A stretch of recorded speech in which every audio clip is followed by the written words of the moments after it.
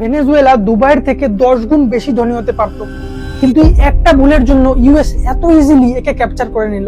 দেখো, ভেনেজুয়েলার কাছে পৃথিবীর সব থেকে বেশি অয়েল রিজার্ভস আছে, 303 বিলিয়ন ব্যারেলস, যা সৌদি আর রাশিয়ার থেকে অনেক বেশি। 1998-তে এরা 3.2 মিলিয়ন ব্যারেলস পার ডে তেল বার করছিল। কিন্তু এদের মেন ভুল হলো এরা শুধু অয়েলের উপরই ফোকাস করছিল, না টেকনোলজির উপর, না ইনফ্রাস্ট্রাকচারের উপর, না ম্যানুফ্যাকচারিং এর উপর। তার মানে দেশের মেন ইনকাম দাঁড়ালো একটা জিনিসের উপরই, অয়েল। 95% রেভিনিউ এখান থেকেই জেনারেট হতো। এবার একটা জায়গার থেকে যখন এত পরিমাণ টাকা আসবে, সেখানে কারাপশন হতে বাধ্য। ভেনেজুয়েলার থেকে যে তেল উত্তোলন করা হয় তার রিফাইনিং কস্ট সৌদি বা অন্যান্য জায়গার থেকে অনেক বেশি।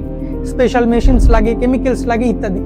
এবার এই সমস্ত কিছু জেনে সেখানকার সরকার প্রফিটের পুরোটা তুলে পলিটিক্সে লাগিয়ে দেয়। এবার ধীরে ধীরে মেশিনস পুরনো হতে শুরু করে, টেকনোলজি ব্যাকডেটেড হয়ে যায়, যার ফলে বহু কোম্পানি বন্ধ হয়ে যায়, যার ফলে 2014-তে দেশের পুরো ইকোনমি কলাপস করে যায়। এবার এর থেকে বাঁচার জন্য গভর্নমেন্ট বেশি বেশি করে নোট প্রিন্ট করতে শুরু করে দেয়, যার প্রভাবে দেশের ইনফ্লেশন রেট 10 লক্ষ% বেশি বেড়ে যায়। এই সব থেকে ফায়দা হচ্ছিল চীনের, কারণ চীন এখান থেকে চিপ রেটে এনার্জি পাচ্ছিল, যা ইউএস একদমই পছন্দ করছিল না, কারণ মোর এনার্জি মিনস মোর ডেভেলপমেন্ট। এই কারণে ভেনেজুয়েলার উপর ইউএস স্যাংশনস লাগাতে শুরু করে দেয়। কিন্তু ওভার দ্য টাইম ইউএস ভাবে যে যখন ভেনেজুয়েলার কাছে এত gas, gold, iron, fresh water reserves আছে, ব্যাটারি মেটেরিয়ালস আছে, ওয়াই নট আমরাই এটাকে কন্ট্রোল করি। That is why they take over Venezuela. শুধু ইনফরমেশন না, তার সাথে এরকম বিশ্লেষণ, অ্যানালাইসিস দেখার জন্য চ্যানেলটাকে সাবস্ক্রাইব করো।